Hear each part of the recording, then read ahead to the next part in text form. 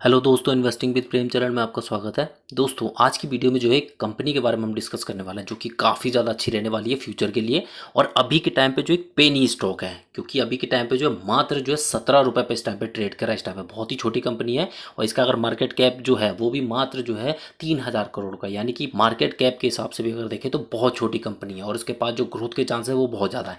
और जिन जिन इंडस्ट्रीज़ में ये काम करती है, यानी कि जिन जिन सेक्टर के लिए काम करती है, जैसे हमारा पावर हो गया, ठीक है, उसमें हमारे जैसे रिन्यूएबल एनर्जी हो गई या पावर हो गया, उसको ट्रांसमिशन करना, ठीक है, तो उस पर ये काम करती है। दूसरा रेलवे, ठीक है, रेलवे में देखिए ग्रोथ के चांसेस बहुत ज़्यादा है, गवर्नमेंट भी इस पर बहुत ज़्यादा फोकस करी तो उस पर भी ये काम कर रही है। और तीसरा आ गया हमारा टेलीकॉम, टेलीकॉम सेक्टर में काम कर रही है, क्योंकि अभी के टाइम पे पूरे भारत में जो है 5G नेटवर्क जो है वो लगना है। तो उसके लिए जो है इतने ज़्यादा टावर लगने हैं जितना आप सोच भी नहीं सकते। जितने आज से पहले 25 साल में नहीं लगे हैं उससे कई गुना ज़्यादा टावर जो है अब लगने हैं 5G नेटवर्क के लिए। तो अब सोचिए टेलीकॉम सेक्टर में भी ग्रोथ के चांसेस बहुत ज़्यादा है। तो इन तीन सेक्टर में मेनली ये कंपनी जो है बहुत ज़्यादा अच्छा काम कर रही है। तो इसके बारे में देखिए डिटेल में मैं अंदर डिस्कस करूंगा कि बिजनेस जो है क्या क्या है, पावर में क्या कर रही है, रेलवे में क्या है, और हमारा जैसे टेलीकॉम में है वो कितने टावर्स लगने हैं, कैसा क्या, वो सारा मैं अभी जो है डिटेल में डिस्कस करूंगा। तो उसके लिए क्या है, वीडियो को पूरा जरूर देखिएगा, ठीक है।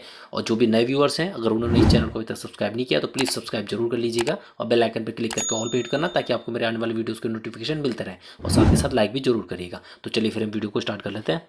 तो आज जिस कंपनी के बारे में बात करने वाले हैं, सबसे पहले इस कंपनी का नाम आप देख सकते हैं। इस कंपनी का नाम है सालासार टेक्नो इंजीनियरिंग लिमिटेड, ठीक है। तो इसमें देखिए सबसे पहले कुछ पॉइंट्स है वो जानना बहुत जरूरी है इस कंपनी के लिए, ठीक है, जिसमें आप देख सकते हैं नंबर 1 जो है एरिया ऑफ ऑपरेशन, यानी किस किस एरिया में ये क्या क्या काम करती है। जैसे आप देख सकते हैं, जैसे ये क्या करती है, ये करती है हमारा डिजाइनिंग का काम करती है, मैन्युफैक्चरिंग होगी, ठीक है, कॉन्ट्रेक्चुअल गैल्वेनाइजेशन हो गया, ठीक है, स्ट्रेंथनिंग होगी, ठीक है, ईपीसी प्रोजेक्ट हो गया, और फैब्रिकेशन, ये सारा जो है ये काम करती है। और इंफ्रास्ट्रक्चर कैपेसिटी अगर आप इसकी देखें, इसमें जो है इसके पास 3 state of art manufacturing facility है। और इसकी जो इंस्टॉलेशन कैपेसिटी है वो 2,11,000 MTP है, यानी मीट्रिक टन पर एनम की है इसकी, ठीक है।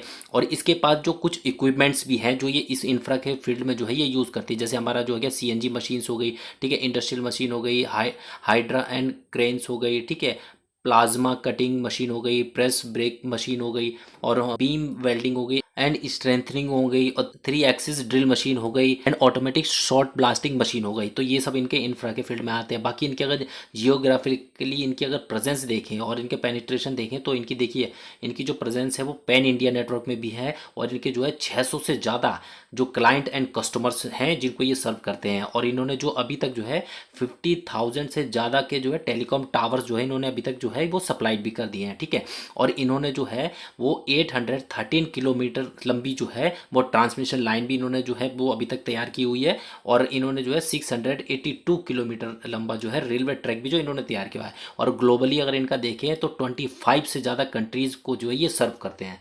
और फाइनेंशियली अगर आप देखें तो इनके जो रेवेन्यूज़ वगैरह अगर आप देखें, ये फाइनेंशियल ईयर 2018 से 23 के बीच के हैं, ठीक है, जिसमें आप देख सकते हैं इनका जो रेवेन्यू है वो 14.86% से ये ग्रो कर रहा है। वहीं इसका अगर एबिटा देखें तो वो भी देखिए उसमें क्या है, 11.20% से ये ग्रो कर रहा है। ये सब CAGR के टर्म में है। और वहीं इसका पैट देखें तो 6.32% से ये ग्रो कर रहा है, जो कि काफ़ी ज़्यादा अच्छा है।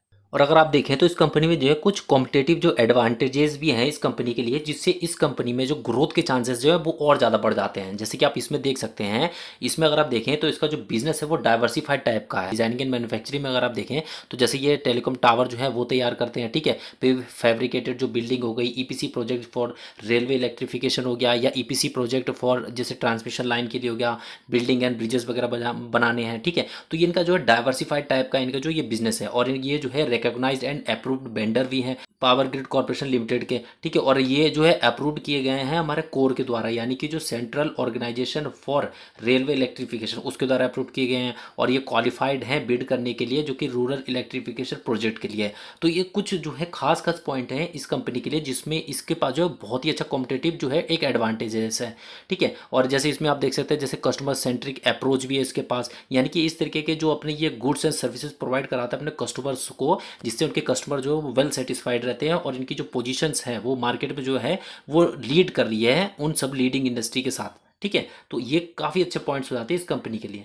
और यहाँ पे आप देख सकते हैं कि ये जो है किस किस इंडस्ट्री को जो है किस किस टाइप के प्रोडक्ट के थ्रू जो है ये कैटर कर रहे हैं। जैसे आप देख सकते हैं सबसे पहले यहाँ पे आता है पावर का, ठीक है। तो उसमें पावर में देखिए जैसे ये ट्रांसमिशन लाइन टावर जो है ये तैयार करते हैं, सब स्टेशन जो स्ट्रक्चर हो गया वो ये तैयार करके देते हैं, ट्रांसमिशन लाइन जो मोनोपोल्स हो गए वो ये देते हैं तैयार करके, ठीक है। और रेलवे इलेक्ट्रिफिकेशन जो स्ट्रक्चर हो गया वो ये तैयार करके देते हैं। ये सब किसके, पावर सेक्टर में, ठीक है। वहीं रेन्यूएबल के लिए अगर आप देखें रेन्यूएबल एनर्जी जो आ गई उसमें सोलर मॉड्यूल माउंटिंग जो स्ट्रक्चर होता है वो ये तैयार करके देते हैं, सोलर ट्रीज हो गया वो बनाते हैं, सोलर वाटर पंप्स हो गया या विंड मिल टावर्स हो गए, ठीक है, वो ये कंपनी जो है प्रोवाइड कराती है। वहीं टेलीकॉम सेक्टर में अगर आप देखें जिसमें टावर एंड मोनोपोल्स जो है वो बना के देते हैं, सेल ऑन व्हील्स हो गए वो तैयार करके देते हैं, और उसके साथ की जो एसेसरीज वगैरह जो हैं वो ये तैयार करके देते हैं। पोल्स के फील्ड में देखें जिसमें ये लाइटनिंग पोल्स बनाते हैं, डिस्ट्रीब्यूशन पोल्स हो गए और इंफ्रास्ट्रक्चर पोल्स हो गए, ये तैयार करते हैं। और हैवी स्टील स्ट्रक्चर्स में अगर आप देखें जिसमें ये ब्रिजेस यानी बड़े बड़े पुल जो तैयार करके देते हैं, बिल्डिंग हो गई वो बनाते हैं, और हैवी एंड कॉम्प्लेक्स जो स्ट्रक्चर्स होते हैं वो ये कंपनी तैयार करके देती है।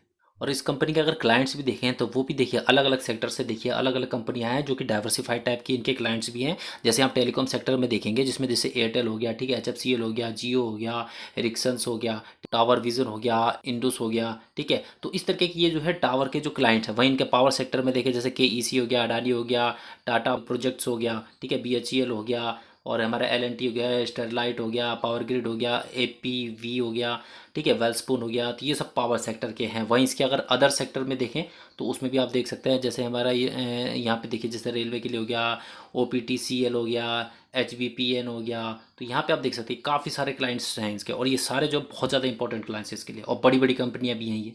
और यहाँ पे जो है हम ये देखेंगे कि इन जो सेक्टर की हम बात कर रहे हैं जैसे टेलीकॉम हो गया, पावर हो गया या हमारा रेलवे हो गया, तो उनमें देखिए ग्रोथ के चांसेस इतने ज़्यादा क्यों हैं, तो उस पर हम डिटेल में देखिए यहाँ पे बात करने वाले हैं।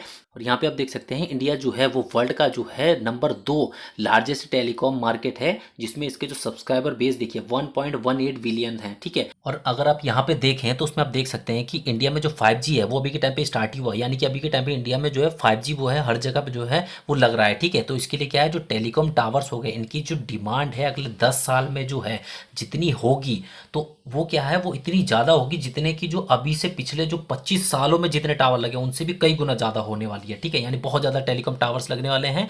और दूसरा अगर आप देखें तो इसमें जो टेलीकॉम टावर्स हैं अगर आप देखें तो ये 2030 तक जो है लगभग 16.70 लाख टेलीकॉम टावर्स लगने हैं, ठीक है। और अभी के टाइम पे जो कितने लगे हुए हैं अभी इन प्रेजेंटली, अगर जिस टाइम ये मैं वीडियो बना रहा हूँ वो कितने 7.54 लाख टावर्स ही अभी लगने हैं, और लगने कितने 16.70 लाख, ये इतने, ठीक है। तो आप सोचिए कितने ज़्यादा टावर अभी आने वाले टाइम में ये लगने वाले हैं। और इसका अगर देखें तो ये अगर एक हिसाब लगाया है पर ईयर के हिसाब से जो है 1.30 लाख टावर जो है ये लगने हैं पर ईयर के हिसाब से 2030 तक। तो आप देखिए टेलीकॉम सेक्टर में देखिए ग्रोथ के बहुत ज़्यादा चांसेस हैं अभी के टाइम पे। अब हम यहाँ पे जो है वो बात कर लेते हैं पावर ट्रांसमिशन की। तो इसमें देखिए गवर्नमेंट जो है, इंडिया की गवर्नमेंट जो है वो एम कर रही है कि 2030 तक जो है वो 500 गीगावाट की जो है नॉन फॉसिल एनर्जी जो है वो जनरेट करने लग जाएंगे, ठीक है। यानी कि हमारी जो अभी के टाइम पे जो फॉसिल फ्यूल पर डिपेंडेंसी है वो कम करनी है हमें, ठीक है ना। तो उसके लिए क्या करना पड़ेगा, जो हमारे जो ऐसे प्रोडक्ट हैं जो कि हमारे जो है रिन्यूएबल एनर्जी प्रोड्यूस करते हैं, जैसे कि हमारा सोलर पैनल हो गया या हमारी विंड मिल हो गई, इन प्रोडक्ट की डिमांड जो बहुत ज़्यादा बढ़ जाएगी, जिससे जो है वो अपॉर्चुनिटी जो है वो क्रिएट होगी ग्रोथ एंड एक्सपेंशन के लिए, जो कि रिन्यूएबल एनर्जी इंडस्ट्री में होगी। और यहाँ पे आप देख सकते हैं जो ICRA है ये एक्सपेक्ट कर रहा है इन्वेस्ट करने का, जो कि 1.8 ट्रिलियन होगा, जो कि 2021 से 2025 तक ही करने वाला है पावर ट्रांसमिशन सेगमेंट में, और ये ऑल इंडिया लेवल पे करने वाला है, ठीक है। और ये जो है एस्टिमेट कर रहा है 6 से 8 ट्रिलियन ऑफ मार्केट अपॉर्चुनिटी जो कि एक्सपेक्ट कर रहे हैं ट्रांसमिशन में, जो कि फाइनेंशियल ईयर 2029 तक ही करने वाला है। तो आप देख सकते हैं अभी के टाइम पे कितना 1.8 ट्रिलियन, और ये 2029 तक जो है 6 से 8 ट्रिलियन तक ये कर सकता है। तो ये भी क्या है, एक तरीके की जो है अपॉर्चुनिटी क्रिएट करेंगे इस सेगमेंट में।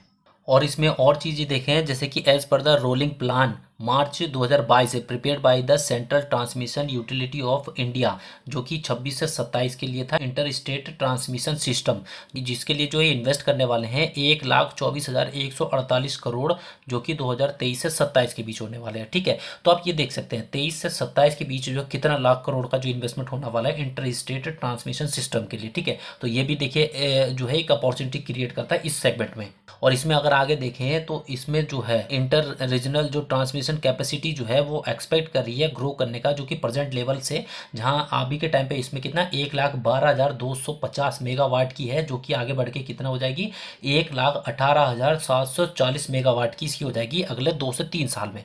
ठीक है, तो ये भी देखिए ये सब चीज़ें क्या हैं, ये आने वाले टाइम में होने वाली है। तो ये सब जो है एक मौका है इन इंडस्ट्रियों के लिए कि अगर इनमें ये अच्छा काम करेंगे तो इनको इसका जो है बहुत ज़्यादा बेनिफिट मिलेगा।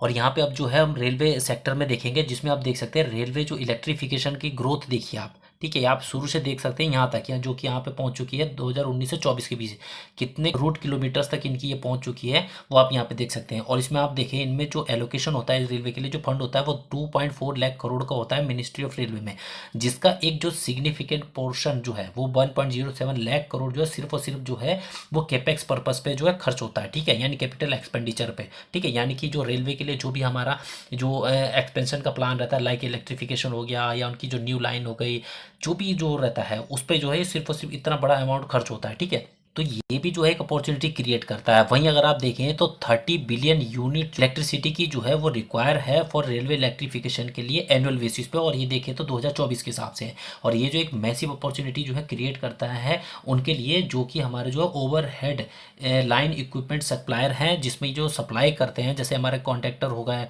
ट्रांसफार्मर हो गए, और हमारे डिस्ट्रीब्यूशन यूटिलिटीज जो होती हैं उनके लिए। जो हमारे जो सब स्टेशन होते हैं इनकी कैपेसिटी बढ़ने के साथ साथ जो हमारे ट्रांसमिशन एंड डिस्ट्रीब्यूशन होते हैं इनकी भी जो है डिमांड जो है बढ़ जाती है। ठीक है, तो उसके लिए क्या है, ये एक अपॉर्चुनिटी क्रिएट कराते हैं हमारे जो ईपीसी कॉन्ट्रैक्टर होते हैं उनके लिए।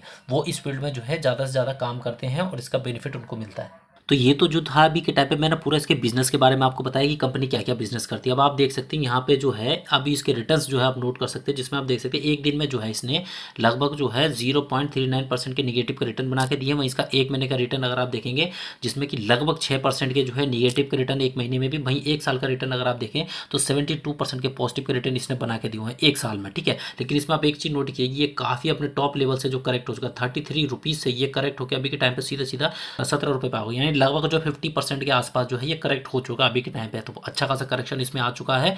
भाई इसका अगर 5 साल का रिटर्न देखें तो वो एक्सीलेंट रहा है, जो कि 1136% के पॉजिटिव के रिटर्न इसने 5 साल के अंदर अंदर बना के दिया अपने जो है इन्वेस्टर्स को। और ऑल टाइम का रिटर्न देखें वो भी काफ़ी अच्छा, जो कि 614% के पॉजिटिव का रिटर्न इसने बना के दिए हुए हैं।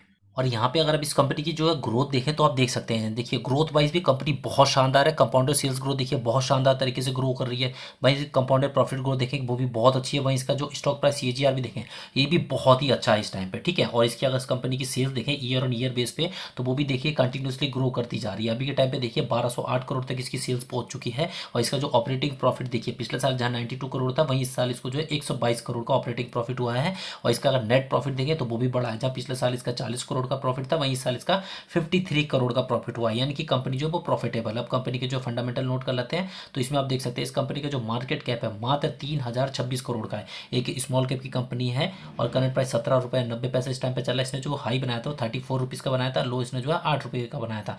स्टॉक का अगर पी देखें तो 57.2 इस टाइम पे चल रहा है, और इंडस्ट्री पी अगर आप देखें जो कि 28.2 चल रहा है। तो देखिए वैल्यूएशन के हिसाब से अभी के टाइम पे ये बहुत ज़्यादा हाई है, मैं पहले बता दूं। ठीक है, वैल्यूएशन के हिसाब से बहुत ज़्यादा हाई है, तो अभी के टाइम पे जो है थोड़ा और इसका जो है वेट करना पड़ेगा अभी के टाइम पे। ठीक है, बुक वैल्यू इसका देखें तो 2.85 है। माइनर है इसका डिविडेंड यील्ड है जो कि 0.11% का है, और इसका जो आरओसी है वो 15.7% है, और आरओई जो है वो 12.4%। ये दोनों ही ठीक ठाक लेवल पे है। फेस वैल्यू इस कंपनी की 1 है, यानी ऑलरेडी स्प्लिट दे चुके, आने वाले टाइम में कोई भी स्प्लिट नहीं देगी। और इस कंपनी में जो प्रमोटर है उन्होंने अपना जो है 4.14% स्टेक जो है वो प्लेस रखा हुआ है, थोड़ा ही रखा है लेकिन रखा है इन्होंने। ठीक है, करंट रेशियो इसका 1 के ऊपर है जो कि बहुत सही है। पैक रेशियो के हिसाब से देखिए काफ़ी ज़्यादा यहाँ पे महंगी हो चुकी है। फ्री कैश फ्लो हालांकि इसके पास निगेटिव में है, लेकिन रिजर्व इसके पास जो है ठीक है, जो कि 292 करोड़ के हैं। लेकिन कर्जा इसके रिजर्व से भी ज़्यादा जो कि 350 करोड़ का इसके ऊपर डेप्ट है। ठीक है, लेकिन डेप्ट टू इक्विटी अगर आप देखें तो 0.78 है, ये हमेशा 1 के नीचे होनी चाहिए, यानी कि कंपनी में कर्ज को लेकर कोई भी दिक्कत वाली बात नहीं है।